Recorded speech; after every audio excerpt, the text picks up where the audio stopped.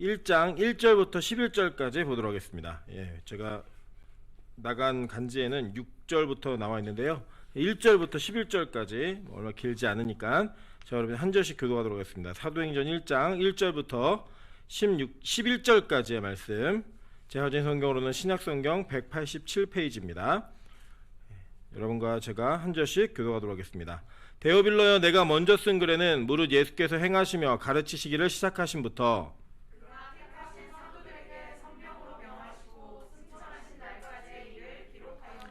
그가 고난받으신 후에 또한 그들에게 확실한 많은 증거로 친히 살아계심을 나타내사 40일 동안 그들에게 보이시며 하나님 나라의 일을 말씀하시니라.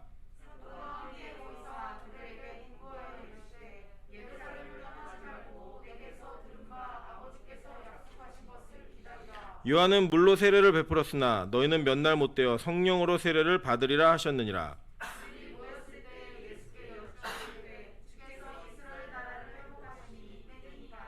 이르시되 때와 시기는 아버지께서 자기 권한에 두셨으니 너희 알 바 아니요.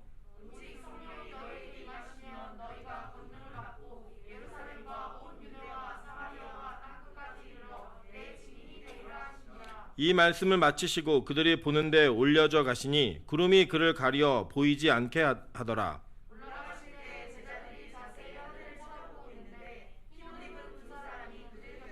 합독합니다. 이르되 갈릴리 사람들아, 어찌하여 서서 하늘을 쳐다보느냐? 너희 가운데서 하늘로 올려지신 이 예수는 하늘로 가심을 본 그대로 오시리라 하였느니라. 아멘. 네, 우리 주변에 있는 분들에게 이렇게 한번 인사하도록 하겠습니다. 메리 추석. 네, 해피 추석. 네. 이번에는 민족적인 대이동이 많이 줄어든 것 같습니다. 그래서 굉장히 많은 분들이 이제 집에서 이렇게 명절을 보내시거나 최소 인원들만을 만나시는 그런 과정들을 통해서 가족 간의 우애를 좀 확인하고 계신 시간은 같은데요. 우리 빛가소금 교회 성도님들께서는 그 은혜 가운데 예배의 은혜를 같이 누리시는 기쁨이 있었으면 좋겠습니다. 네, 오늘은 사도신경 강의 17번째 강의입니다. 사도행전 1장 1절부터 11절까지의 말씀을 가지고 하늘에 오르사라는 제목으로 하나님 말씀 증거하도록 하겠습니다. 여러분, 우리가 이제 예수님의 사역을 생각하고 기독교를 생각할 때 가장 중요한 거 골라라 그럼 십자가, 그죠? 십자가의 죽으심, 그리고 그 죽으심에 대한 의미들은 우리 다 압니다. 그런데 그 이전과 이후에 있었던 일들을 이렇게 쉽게 연결해서 생각하기가 쉽지가 않은 일들이 있기 때문에 우리가 때때로는 어떤 부분들을 이렇게 좀 간과하거나 좀 작게 여길 때가 있지만, 실제로 성경은 어떤 한 가지의 사역만이 중요하고 나머지는 별로 중요하지 않다 이렇게 다루지 않고요, 전체적인 내용들이 다 같이 있어야지만 이 모든 일들이 이루어진다라고 말하고 있는 것들을 보게 됩니다. 먼저 좀 순서는 어긋나지만 제가 7번 간제에는 7번은 말씀 한번 보도록 하겠습니다. 요한복음 16장 28절에 이렇게 얘기합니다. 내가 아버지에게서 나와 세상에 왔고 다시 세상을 떠나 아버지에게로 가노라 하시니 라고 얘기해요. 그죠? 자, 그럼 여기서 아버지에게서 나와 세상에 왔다라고 하는 건 뭐예요? 성육신이죠. 그죠? 그러니까 예수님의 성육신과 그 성육신의 사역이 시작된부터 그 안에 고난받으시고 십자가 지시고 부활하시고 다 들어있는 거예요. 그죠? 다 들어지고 이것이 마지막에 마무리가 되는 사역을 예수님께서 뭐라고 얘기하시냐면 세상을 떠나 아버지께로 가노라, 이렇게까지 얘기한 걸, 그러니까 이 전체가 하나의 연결되어진 사역이라고 예수님이 직접 발언하고 계신 거예요. 그러니까 우리가 어떤 일들을 이렇게 띄어서 뚝뚝뚝 날려놓다 보면은 연결이 안 되는 일들이 많이 벌어집니다. 제가 보면은 이건 제가 이제 가끔 비유로 드는 얘기인데, 그 서양의 그 양의하고 한의하고의 차이점을 좀 보면 이런 것 같습니다. 이렇게 양의는 고장난 데만 고치려고 노력을 주로 많이 하거든요. 근데 이제 한의에서 말하는 거는 고장난 데만 고쳐서는 좀 의미가 없다는 거예요. 전체 균형을 잡아서 다시 고장나지 않게 하는 게 좀 의미가 있다. 물론 이제 의학적으로 무엇이 더 옳으냐 그르냐는 각자 개인의 선택과 판단에 있겠지만, 제가 가지고 있는 어떤 그 관념 속에서는 이 성경을 바라보실 때는 이 한의학적으로 바라보는 것이 훨씬 더 맞습니다. 그러니까 어떤 부분을 띄어내가지고 그것만 가지고 예수님을 이해하려고 노력하시기보다는 성경 전체를 통으로 다 읽으시면서 그 전체 사역을 통해 예수님께서 하시고자 하신 일이 무엇이었는가라는 것들을 이렇게 이해하시는 것이 훨씬 더 정확하고 분명한 예수님에 대한 사역을 이해하는 방법입니다. 그런 관점으로 볼 때 지금 오늘 우리가 읽은 본문 가운데 예수님의 승천이라고 하는 이 부분은 예수님의 성육신만큼이나 중요한 사역이고, 이 성육신의 목적이 온전하게 완성되어지는 것이 승천이었다라고 성경 우리에게 가르치고 있는 거예요. 그렇다면 이것이 과연 우리에게 어떤 의미가 있고 또 이 승천에 관한 성경의 기사는 어떤 내용들로 기록되어져 있는가, 이것들을 조금 살펴보는 것은 우리에게 유익이 좀 있다고 생각합니다. 먼저 이렇게 간지를 보시면, 이게 보통 우리 교회 성도들은 간지를 받자마자 몇 번까지 있나 보시고, 야 오늘은 이거 일찍 끝나겠다, 늦게 끝나겠다, 이렇게 예측을 주로 하시잖아요. 오늘 걱정하지 마십시오. 제가 마음을 편히 먹고 하다가 모자르면 다음 주에 한 번 더 하도록 하겠습니다. 그래서 천천히 좀 가면서 한 번 배우더라도 여러분이, 제가 이것 때문에 고민하니까 우리 이정 사님이 아주 중요한 얘기를 해주시더라고요. 나중에 길게 오래 들었어도 나중에 이렇게 사도신경을 암송하다가 여기에 이런 의미가 있었지라는 거 하나만 기억나도 성공 아니겠습니까? 이렇게 얘기하신 걸 보면서 그래 맞다, 내가 내 욕심과 진도에 맞추려고 그러지 말고 좀 성도님들께서 힘들어 하셔도 잘 오랫동안 듣고 나서 나중에 고백할 때 이런 의미가 있었지라는 거 하나 좀 깨달았으면 좋겠다, 이런 마음으로 좀 천천히 좀 가도록 하겠습니다. 먼저 이 성경에서는요, 예수님의 승천에 대한 이야기를 굳이 이렇게 많이 다루고 있는 것 같지는 않습니다. 먼저는 누가복음 24장 50절부터 53절에 보시면, 예수께서 그들을 데리고 베다니 앞까지 나가사 손을 들어 그들에게 축복하시더니 축복하실 때에 그들을 떠나 하늘로 올려지시니 그들이 그에게 경배하고 큰 기쁨으로 예루살렘에 돌아가 늘 성전에서 하나님을 찬송하니라 라고 얘기하고 있습니다. 마가복음 16장 19절에도 이렇게 얘기합니다. 주 예수께서 말씀을 마치신 후에 하늘로 올려지사 하나님 우편에 앉으시니라 라고 얘기합니다. 여기서 이제 그냥 이거 조금 건너간 이야기지만 상식으로 알아두시면, 성경에 가끔씩 이렇게 대가로가 되어 있는 부분들이 있습니다. 이제 그거는 어떤 거냐면, 이게 성경은 원본이 아니라 사본이거든요. 이 사본을 다 모아가지고 성경을 이렇게 구성해내는 건데, 원본이 이랬을 것이다 라고 구성해내는 건데, 그 중에 이제 어떤 사본에는 안 들어있는데 어떤 사본에는 들어있는 부분이 있다 그러면은 계속 가로를 치는 내용들이 있습니다. 그러니까 오늘 좀 구체적으로 말씀드리면, 여기 누가복음 24장 50절부터 53절에 그 하늘로 올려지시니 그에게 경배하고 가로쳐 있잖아요. 이 부분은 이제 사본 중에 배자사본이라고 하는 사본에는 가로가 쳐 있어요. 이건 나중에 삽입된 거다 이렇게 쳐 있는데, 그보다 더 권위 있는 알렉산드리아 사본이나 시내산 사본이나 바티칸 사본에는 이 내용들이 다 들어 있습니다. 그래서 굳이 이거를 후에 껴넣었다라고 보시기보다는 그냥 이 전체적인 흐름 속에 있었던 이야기다라고 보시면은 맞습니다. 이게 어쨌든 이렇게 하늘로 올려졌다라는 이제 내용들이 기록되어져 있어요. 그리고 또 이제 마가복음 16장에 보면은 예수님께서 말씀을 마치신 후에 하늘로 올려지사라고 얘기하면서 제자들과의 대화를 끝내시고 나서 하늘로 올려지신 다음에 하나님 우편에 앉으셨다라는 내용들로 기록되어 있는 것들이 있습니다. 그리고 여러분이 오늘 읽으신 이 사도행전, 이 본문에 나와 있는 내용이 승천에 관련된 기사들입니다. 그러니까 여기 먼저 좀 한 가지 좀 기억하셔야 될 것은, 이 하늘로 올려지사 이런 게 뭐 손오공처럼 내가 올라간다고 슈퍼맨처럼 올라가신 게 아니고, 올려지사 수동태로 다 기록되어 있어요. 하나님께서 이게 올려지사, 예수님이 하나님이 예수님을 데리고 올라가신 것으로, 그러니까 삼위일체 사역이에요. 이 승천에 대한 사역도. 그리고 나중에 보시면 알겠지만 이 승천의 사역 역시 성부와 성자만의 사역이 아니라 성령께서도 같이 연결되어 있는 사역이라는 것을 우리가 살펴보실 수 있어요. 그러니까 이 뭐 성부, 성자, 성령을 자꾸 삼신으로 이해하시면 안 되고, 그냥 쉽게 이야기하시면 하나님이 이 모든 일을 이루시는데 각자 위격에 맞는 역할들을 감당하신 거예요. 그렇게 이해하시면 돼요. 이게 삼위일체는 이해하는 교리가 아니라 사실 믿는 교리이기 때문에 아무리 설명해도 이해는 안 갑니다. 믿어지는 교리예요. 믿어지는 교리. 어찌든 간에 이것이 삼위일체 하나님의 연속적 사역이었다라고 보시면 되는 거예요. 그러면 이 승천에 대한 이야기를 예수님이 계속 이 땅에 살아계셔서 공생애를 사시는 동안에 계속 말씀하셨어요. 말씀하셨는데 이게 왜 의미가 있는가, 이런 내용들을 좀 살펴보도록 하겠습니다. 먼저 요한복음 6장 60절부터 63절에 보면, 제자 중 여럿이 듣고 말하되 이 말씀은 어렵도다, 누가 들을 수 있으랴 라고 얘기합니다. 이 어렵다라는 헬라어 단어가 스클레로스라는 단어인데, 이게 거칠다, 난폭하다, 너무 엄하다 이런 뜻이에요. 이 말에서 너무 거칠고 너무 이렇게 힘들어서 부딪혀서 내가 이걸 들을 수 없다라고 얘기하는 거예요. 이렇게 얘기하니까 예수께서 스스로 제자들에게 이 말씀에 대하여 수군거리는 줄 아시고 이르시되, 여기에 제자들은 12제자가 아니라 이 오병이어 기적을 행하는 순간까지 따라다녔던 수많은 제자들을 얘기하는 거예요. 이 제자들이 이 말씀을 듣고 수군거린 거예요. 이 말씀 너무 어려워, 거침이 돼, 이런 걸로 얘기를 한 거예요. 그랬더니 예수님이 뭐라고 하셨냐면, 이 말이 너희에게 걸림이 되느냐라고 물으시는 거예요. 이 걸리다라는 단어가 스캔달이죠. 이게 여기서 나온 단어가 뭐냐면 스캔들 아시죠? 예, 스캔달 났다 이 단어거든요. 이제 스캔달이죠. 장애물을 놓다, 범죄하도록 유혹하다, 타락하게 하다 이런 뜻이에요. 너에게 장애물이 되느냐? 이것이 너희로 하여금 타락으로 이끄느냐? 왜냐면 지킬 수가 없으니까 너무 힘이 든 거예요. 장애가 되는 거예요. 그런 말씀이 되니? 라고 물으면서 그 뒤에 뭘 붙이셨냐면 그러면 너희는 인자가 이전에 있던 곳으로 올라가는 것을 본다면 어떻게 하겠느냐? 이게 물으신 거예요. 그러니까 이게 무슨 내용이냐면 예수님이 오병이의 기적을 행하신 이후에 그 오병이요, 그러니까 5개의 떡과 물고기 2마리가 어떤 의미인지를 설명하면서 이 만나를 먹은 모세가 준 만나를 먹은 옛날에 너희 조상들은 다 광야에서 죽었다. 근데 생명의 떡을 먹는 자는 산다라고 얘기하면 그 떡이 누구다? 예수다라는 걸 가르치신 거예요. 그러니까 너희는 나를 먹고 마셔라 이걸 가르친 건데 그 말을 듣고 제자들이 이 말 너무 어려운데 이걸 이해 못해서 어려운 게 아니고 이 말이 너무 힘이 든 거예요. 그러니까 우리는 교회 다니면 뭐 복 받고 뭐 잘 되고 뭐 잘 풀리고 막 시집도 막 잘 가고 장가도 잘 가고 뭐 이런 걸 기대했는데 그런 게 아니라 막 고난 받아야 된다 그러고 십자가 져야 된다고 뭐 이런 의미로 그리고 훅 다가오니까 야, 이 말씀 내가 받아들이기가 너무 힘들다. 거칠고 험하고 엄하다. 넌 너무 예수님 과하게 얘기하는 거 아니야? 이런 불만과 어려움이 생긴 거예요, 마음에.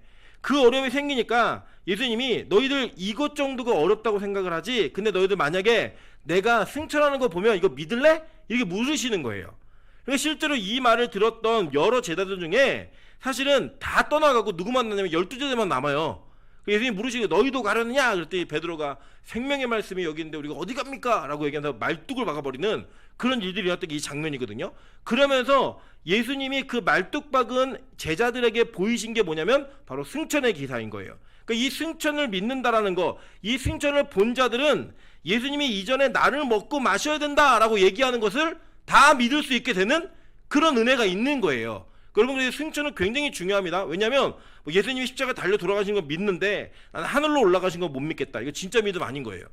진짜 믿음은 이 모든 것이 통째로 믿어지고 오히려 이 앞에서 예수님이 공생애를 사셨던 모든 사역들이 승천을 믿게 되면서 모든 것이 믿음으로 나에게 다 수납이 되어질 수 있는 그런 은혜를 기대할 수 있게 만든다라는 거예요. 즉 예수님의 이 말씀은. 그러면 뒤에 보세요. 살리는 것은 영이니 육은 무익하니라. 내가 너희에게 이른 말은 영이요 생명이라 라고 얘기하면서 이 영과 생명의 말씀을 믿을 수 있는 그 단계 그리고 그 발판이 뭐냐? 너희가 승천을 보면 이거 믿을 수 있겠니? 라고 예수님 말씀하시면서 나중에 그걸 진짜 보여주신 거예요. 오늘 장면처럼. 그래서 이들이 그 말씀을 믿으면서 나아가게 됐다라고 성경은 말하고 있는 겁니다. 자, 그 더불어 보도록 하겠습니다. 요한복음 14장 1절부터 3절입니다. 너희는 마음에 근심하지 말라. 하나님을 믿으니 또 나를 믿으라. 내 아버지 집에 거할 곳이 많도다. 그렇지 않으면 너에게 일렀으리라. 내가 너희를 위하여 거처를 예비하러 가노니 가서 너희를 위하여 거처를 예비하면 내가 다시 와서 너희를 내게로 영접하여 나 있는 곳에 너희도 있게 하리라. 그러니까 예수님이 내가 천국 갈 거야. 내가 올라갈 거야. 하늘로 올라갈 거야 라고 얘기했더니 제자들이 되게 불안한 거예요. 우리 두고 가면 어떻게 해요? 우리 두고 가면 어떻게 해요? 지난번에 저희 아내하고 저하고 이제 코로나 때문에 저는 교회를 가야 되고 아내는 학교를 가야 되니까 찬수한테 얘기했어요. 찬수야, 아빠는 교회를 가야 되고 엄마는 학교를 가야 돼. 그래서 갑자기 찬수가 그 얘기를 듣고 가만히 앉았다가 그럼 나는 어떡하라고 이렇게 얘기하는 거예요. 이 제자들이 그런 거예요. 지금 마음이 예수님 가시면 나는 어떡하라고 그럽니까? 이제 이런 마음인 거예요. 그래서 예수님이 그걸 보면서 얘기하신 게 뭐냐면 너희 근심하지 마. 근심하지 마. 내가 왜 가냐면 내 아버지 집에 너희 거할 곳, 그러니까 뭐냐, 이게 헬라어는 모네라는 뜻인데 머무를 곳, 거처 이런 곳이 있다는 거예요. 거주할 곳. 그렇지 않으면 내가 너에게 강가와 같이 계속 대화했을 거야. 그런데 내가 너희를 위하여 거처라는 단어는 이제 토포스거든요. 헬라어로. 이게 뭐냐면 어떤 지점, 장소를 얘기하는 거예요. 그 정해진 포인트 있다는 거예요. 거기가 내가 거길 예비하러 간다라고 얘기하는 겁니다. 사실 여기는 이제 또 이제 복합적으로 얘기하면 이제 어떤 개념이 있냐면 유대 문화를 좀 이해하셔야 돼요. 제가 이제 몇 번 말씀드린 내용이 있는데 유대인들은 이제 결혼 문화가 조금 우리랑은 달랐습니다. 달라가지고 어떻게 결혼했냐면 이 총각이 지나가다가 처녀가 마음에 들면 집에 가서 얘기를 해요. 아버지 저 여기 중계동에 아무개가 마음에 듭니다. 라고 얘기하면 이 아버지가 그래? 그러면서 중계동에 집 하나를 빌려가지고 보통은 신부의 집을 빌려요. 잘 얘기해가지고 그랬고 그 집에서부터 일주일 동안 잔치를 벌립니다. 막 잔치를 벌리면서 뭐 하냐면 거기에서 이제 그 자매네 가족들도 초대하고 친구들도 초대하고 자기 신랑의 사람들 막 초대해가지고 같이 막 먹고 마시고 놀고 대화하고 이거 일주일 동안 있는 거예요. 그리고 난 다음에 이제 일주일 마지막이 되면은 이 남편이 되고 싶은 남자가 여자 앞에 포도주 한 잔을 탁 놓는 거예요. 그럼 이제 이 여자가 포도주를 탁 마시면은 뭐예요, 이거? 오케이. 그럼 안 마시면 뭐예요? 이건 가문의 수치예요. 막 이제 창피해가지고 막 가는 거예요. 근데 이제 그걸 마시면 그때 무슨 관계가 이루어지냐면 정혼이라는 관계가 이루어지는 거예요. 이 정혼이 되면 이 남자는 집에 가가지고 약 1년 동안 이 신부를 데리고 올 신방을 꾸밉니다. 신방을 꾸며서 이제 신부를 데리고 오는 그 기간이 정혼한 기간이에요. 그러니까 우리식으로 얘기하면 약혼보다는 조금 더 무겁고 이 결혼보다는 조금 가벼워. 물론 이제 남부 쪽에서는 이 정혼한 관계의 그 남녀가 같이 이제 잠자리도 가질 수 있었다라는 것도 기록들이 이게 있긴 하지만 대부분은 그게 안 돼요. 그래서 그 장소에서 만약에 그런 과정에서 이 여자가 임신을 하거나 다른 남자랑 눈을 맞으면 이 남자가 고소를 하면 이 여자를 돌로 쳐 죽일 수 있었습니다. 그게 누구냐면 여러분 쉽게 이해하시면 예수님의 아버지인 요셉과 마리아가 그 정혼한 관계였던 거예요. 그러니까 이 요셉은 준비하고 있어서 관계였고 그 준비가 끝나고 나면 신부 데리러 오는 거예요. 그럼 이제 오늘 찬양처럼 기름이 준비되지 않은 자 못 가는 게 뭐냐, 그때 이 정혼한 기간에 신랑이 언제 올지 모르는 거예요. 그러니까 신부는 맨날 이제 기다리는 거죠. 아, 우리 남편 언제 오나, 우리 남편이 언제 집 마련해서 오나. 그러니까 지금도 그때도 집 마련하는 건 참 힘들었던 것 같아요. 그리고 그 집 마련하는 데까지 기다리는 거예요. 그 시간을 기다렸다가 같이 와가지고 이제 그 신랑 신부가 딱 만나서 결혼을 하면 그게 이제 혼인잔치가 벌어지는 거예요. 그러니까 지금 이 관계가 어떤 관계인지 아시겠죠? 예수님이 내가 지금 거처를 예배하러 간다라고 얘기하면서 가신 거예요. 그럼 우리는 뭐예요? 신부, 예수님은 신랑. 그리고 이제 그러면서 이제 최후의 만찬 포도주를 나누시는 거예요. 이게 이 장면이. 그러니까 이게 문화를 알면 되게 이게 다가오시죠. 피부로. 와, 이게 그런 장면이었구나. 그런데 분명한 건 뭐냐면 이 신부들이 신랑이 그렇게 떠나가면 뭘 기대했을까요? 뭘 기다릴까요? 신랑이 오는 것도 기다렸지만 그 신랑이 나를 데리고 어디를 데리고 갈까? 어떤 집을 준비했을까? 이거 기대 안 됐을까요? 우리 자매들 마찬가지 아닙니까? 어떤 형제가 결혼하자 이렇게 얘기했는데 집은 내가 알아서 할게 얘기한 거예요. 그러면 이제 야, 우리 집 보러 가자. 기대돼야 안 돼요. 갔는데 막 원두막이고 막 이러면 굉장히 막 슬프고, 갔는데 막 강남에 막 60평짜리 아파트 막 이러면 여러분 얼마나 기쁘고 즐거워요. 막 야, 나 우리 그 아무개가 나 데리고 왔는데 강남에 60평짜리 아파트야 이러면서 되게 좋아하지 않겠어요? 그런 마음으로 기다리는 장소가 있는 거예요. 장소. 그러니까 예수님이요 가시면서 뭐라고 말씀하시는 거냐면 내가 너희를 데리고 갈 장소가 분명히 있어 라고 얘기하는 거예요. 그러니까 이 지금 예수님이 하늘로 올려져 가셨다라고 하는 그 하늘은 그냥 어떤 뭐 우주 공간에 둥둥이 떠다니는 그런 장소가 아니라 진짜로 우리가 사는 공간, 땅을 딛듯이 맨션, 이렇게 딱 거하는 공간이, 영어 성경에 이게 맨션이라고 나오거든요. 그러니까 우리가 발을 디딜 수 있는 그런 공간인 거예요. 공간, 장소의 개념, 헬라어도 마찬가지고 그런 곳을 준비하러 가시는 거예요. 그러니까 지금 예수님이 승천해서 가신 곳은 어디예요? 우리가 함께 거할 처소를 예비하러 가신 거예요. 그리고 예수님이 이 땅에 계시면서도 이 승천을 하시기 위해, 승천을 하실 때 내가 어떤 목적을 가지고 이 승천하는지를 정확히 말씀하고 계셨어요. 이 승천은 너무나 중요하죠. 그죠? 왜냐하면 우리가 새하늘과 새 땅을 기다리는 모든 자들은 이 예수의 승천이 다시 오실, 재림하실 그 예수가 우리를 데리고 갈, 이끌고 갈 장소인 거예요. 그러니까 막 이 승천하셨다는 얘기만 들으면 기대가 될까요? 안 될까요? 돼야지 정상인 거예요. 돼야지. 올라가셨나 보다. 언제 내려오시나 보다. 이게 아니라 와, 나를 위하여 올라가셨구나. 이게 막 가슴으로 절절히 와닿아야 되는 거예요. 보세요. 요한복음 14장 12절에 또 이렇게 얘기합니다. 내가 진실로 진실로 너에게 이르노니 나를 믿는 자는 내가 하는 일도 그도 할 것이요 또한 그보다 큰 일도 하리니 이는 내가 아버지께로 감이라 라고 얘기해요. 그러니까 예수님이 올라가시면서 내가 올라가는 걸 보고 믿는 자들은 어떤 일을 한다고요? 내가 하는 일을 그도 할 것이요 심지어는 그보다 더 큰 일도 하겠다라고 얘기하신 거예요. 그러니까 즉 예수님이 올라가시면서 우리가 이 땅에서 그것을 믿고 그 믿음으로 말미암아 사는 자들이 여기서 무엇을 하고 살 수 있을 건가를 얘기해 주신 거예요. 그러니까 뭐 예수님이니까 하셨나 보다 이게 아니라 진짜 예수님이 하신 일을 우리도 할 수 있고 그보다 더 큰 일도 할 수 있다라고 얘기합니다. 그 이유가 뭐냐? 지금 예수님께서 승천하셨기 때문에 이 일이 가능하다라고 얘기하는 거예요. 자, 연이어서 볼게요. 요한복음 16장 5절부터 10절입니다.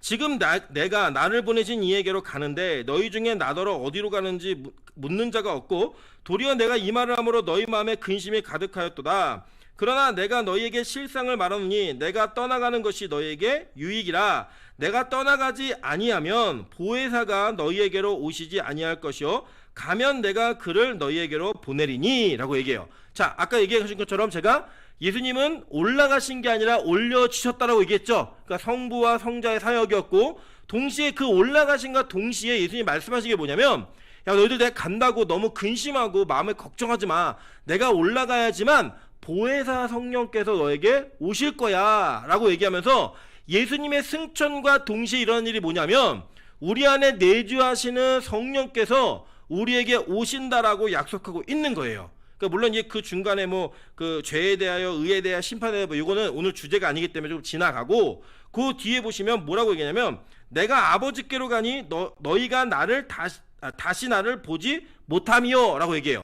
그러니까 우리가 안 보이잖아요. 즉 예수님이 이렇게 가끔 그 꿈에 나와 이렇게 본 분들이 있다라는 간증을 하시잖아요. 근데 그런 분들이 어떤 예수님을 보시냐면 보통은 이제 우리가 성화나 이렇게 그 보통 이렇게 그림을 보시면 이렇게 파란 눈에 여기 훅 튀어나오고 푹 들어가신 분이 갈리아인처럼 머리를 이렇게 길게 풀으시고 이렇게 자상한 미소로 잘생기게 보이시는 예수님을 보통 보세요 꿈에. 근데 그런 예수님은 안 계십니다. 일단 예수님은 외모로는 흠모할 것이 없는 분이었고요. 그 예수님이 이렇게 그 풀어헤친 머리는 유대인의 문화가 아니에요. 유대인의 문화가 아니고 또 예수님은 이렇게 유럽인처럼 생기지 않으셨고요. 이 이스라엘 사람처럼 생기셨어요. 약간 달라요 생긴 게. 우리가 가끔 중국 사람, 일본 사람, 한국 사람 우리끼리는 구분하잖아요, 그죠? 가끔 우리가 기호 형제를 보면 중국 사람 아닌가 이렇게 좀 촉각이 들 정도로 구분하는 게 있어요, 우리끼리. 그것처럼 이 서양인들도 약간 구분을 해요. 아, 이 사람이 어떻게 생겼다, 이렇게 생겼다, 그걸 구분하는데 그런 관점으로 볼 때는 여러분이 보신 예수님은 다 그냥 여러분이 이해하는 수준에서 보는 거예요, 그냥. 한번 생각해 보세요. 하얀 옷을 입은 머리 풀어헤친 남자가 길에 서 있다 그러면 무서워야 돼요, 안 무서워야 돼요? 되게 무서워요, 여러분. 되게 무서운데 예수님이라고 생각하니까 그게 좀 안심이 되고 이제 안정감을 주는 거예요. 근데 어찌됐든 간에 우리 예수님 본 사람 아무도 없어요. 적어도 이 자리에 앉아있는 분들은 아무도 없어요. 그런데 우리가 예수를 믿을 수 있는 이유가 뭐냐? 그분이 올라가신과 동시에 우리 안에 보혜사 성령께서 각 사람 머리 위에 불의 혀, 갈라진 혀처럼 우리 임하셔가지고 우리가 그 예수 그리스도를 믿게 만드신 거예요. 불가항력적인 능력으로 말미암아. 그래서 한 번도 안 봤는데 믿는 거예요, 여러분. 한 번도 우리가 그분의 음성을 듣지 못했고 그분의 몸을 만져보지 못했어요, 우리는 사실. 그런데 이 성경에 있는 말씀이 실제가 되어서 믿어지게 되는 은혜, 그게 뭐 때문에 가능했느냐? 예수 그리스도의 승천 때문에 가능했다라는 거예요, 오늘 성경은. 이게 직접 말씀하신 내용. 그래서 너희에게 이것이 더 유익이다 라고 얘기하신 거예요. 이게 다 연결되어 있는 거예요. 그러면서 얘기했죠. 아까 우리가 본 본문이지만 예수님의 그 초림, 그러니까 즉 성육신부터 이 올라가신 승천, 이 승천까지의 사역이 하나의 세트예요, 세트. 이 세트가 된다라고 예수님이 우리에게 말씀하신 거예요. 그리고 이게 도대체 우리에게 어떤 의미를 주는가 굉장히 중요하잖아요. 이게 예수님 올라가신 거 본 게 그 끝이 아니니까. 자, 오늘 이것을 예수님의 전체적인 사역을 통해 한번 보도록 할게요. 먼저 마가복음 10장 1절에 이렇게 얘기합니다. 곧 물에서 올라오실새 하늘이 갈라짐과 성령이 비둘기같이 자기에게 내려오심을 보시더니 라고 얘기해요. 자, 이게 어떤 장면이냐면 즉 예수님께서 세례 요한에게 세례를 받고 난 다음에 어떤 일이 벌어졌는지를 얘기해주는 장면인 거예요. 이게 10장 1절이 아니고 1장 10절이에요. 죄송해요. 1장 10절인데 물에서 올라오실 때 하늘이 갈라짐과 성령이 비둘기같이 자기에게 내려오신 것을 본 거예요. 그러니까 지금 예수님이 세례를 받으실 때 어떤 일이 벌어졌어요? 하늘이 갈라진 거예요. 그 하늘이 갈라졌다라고 하는 것도 굉장히 큰 의미가 있어요. 자, 보세요, 여러분. 이 물이 갈라짐에 대해서 우리가 구약에서 배우셨죠? 이게 뭐였죠? 세례의 사건이었잖아요. 그 세례의 사건은 죽음으로부터 삶으로 이어지는, 내가 죽음으로 말미암아 다시 태어나는 삶을 살게 되는 거죠. 그죠? 여러분, 이번에 제가 공부하다 또 알게 된 게 뭐냐면 우리 성막 안에 보면은 물두멍이 있잖아요. 물두멍. 근데 이 번제단으로부터 물두멍을 지나야지만 성소로 나갈 수 있고 그 성소를 지나야지만 지성소로 들어갑니다. 이 정도를 알아들을 수 있는 교회는 아주 좋은 교회예요. 네. 이걸 모르는 분이 더 많으시기 때문에 이게 쭉 들어가는데 여러분 잘 보시면 첫 번째 물의 갈라짐, 바다의 갈라짐이 어디서 나타나냐면 우리 출애굽기에 나타나요. 그죠? 물론 이제 더 넘어가면은 우리 더 따지면 우리 구약의 천지창조의 둘째 날 물이 갈라져요. 한 궁창 위에 물과 궁창 아래 물이 갈라지면서 물이 갈라지는데 실제적으로 보는 사건으로는 이제 출애굽기에 나와 있는 홍해 사건이에요. 근데 이 홍해 사건이 동편에서부터 바람이 불어갖고 쭉 갈라졌잖아요. 그러니까 지금 이 사람들은 서쪽에서부터 동쪽으로 가는 거예요. 그죠? 가는 거라서 지금 성막의 방향과는 반대 방향인 거예요. 나가는 방향. 그런데 이 성막으로 이 홍해를 건넜던 자들이 진짜 천국의 삶을 살았나요? 그렇지 않잖아요. 광야의 삶을 살다가 나중에 어떻게 됐어요? 요단강을 건너면서 천국에 입성하는 그런 모형으로 나타나죠. 그 건너갈 때는 동편에서 의도적으로 하나님이 그들의 길을 동편으로 트셔가지고 요단강 동편에서부터 서쪽으로 건너오게 하세요. 그러면서 이 홍해가 갈라지는 사건과 요단강을 건너는 사건을 동일한 사건이라고 성경이 얘기해요.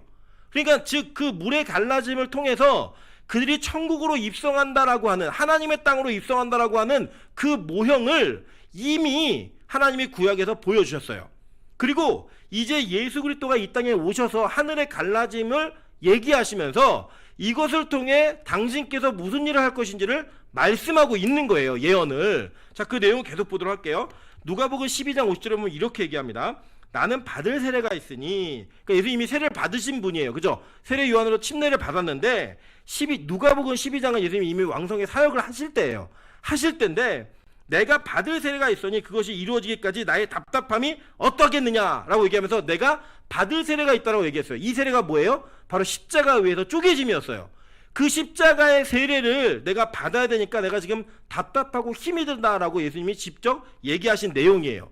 자, 그래서 그 세례를 받게 되었을 때 어떤 일이 벌어지냐 보니까 마태복음 27장 51절부터 54절입니다. 이에 성소 휘장이 위로부터 아래까지 찢어져 둘이 되고 라고 얘기해요.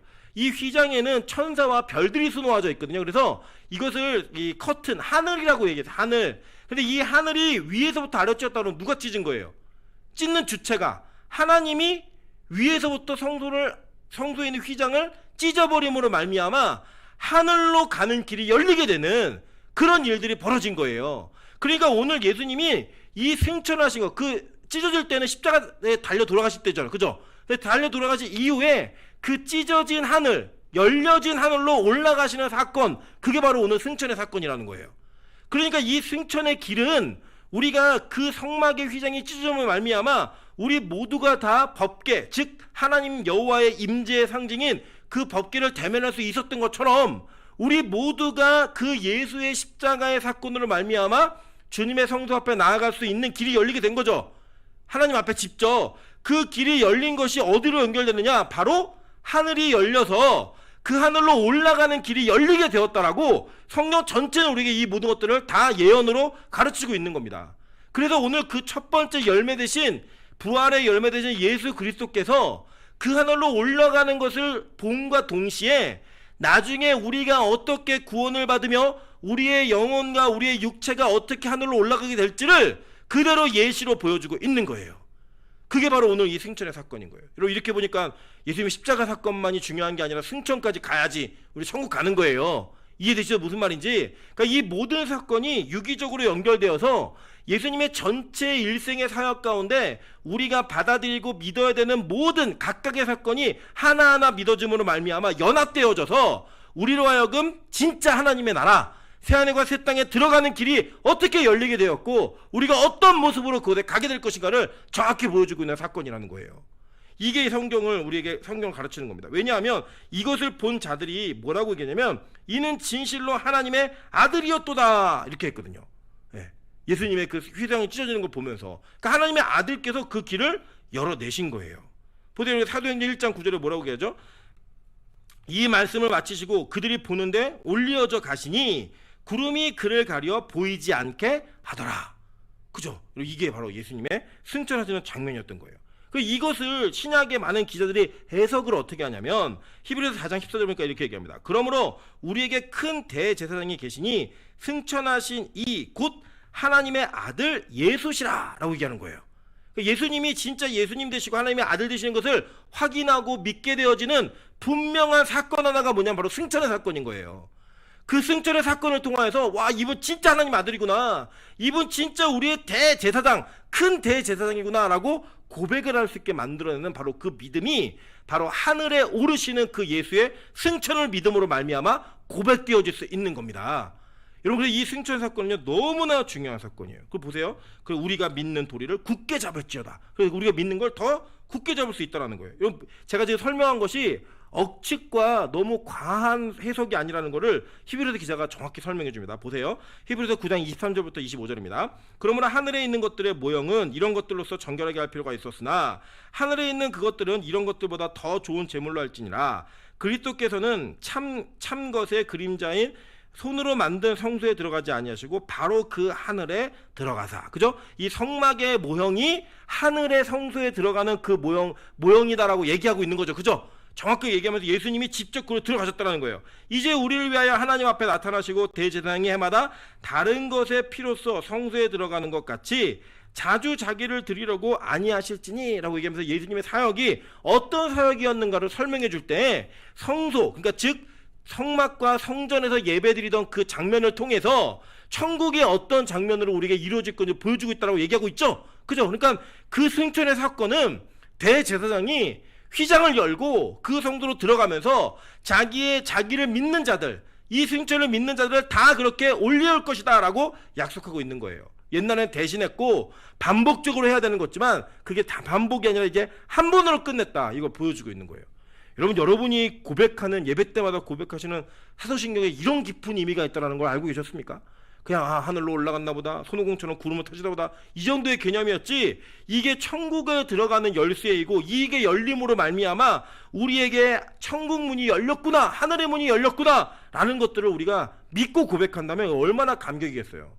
이게 진짜 우리에게 큰 감격입니다. 그래서 진짜 이 하늘로부터 내려오신 예수가 하늘로 올라가시는 그 장면을 통해 우리의 구원이 어떻게 이루어지는지를 성경 우리에게 너무나 상세하고 정확하게 설명했고요. 우리의 믿음의 조상들은 이것을 사도신경이라는 고백으로 고백을 한 거예요.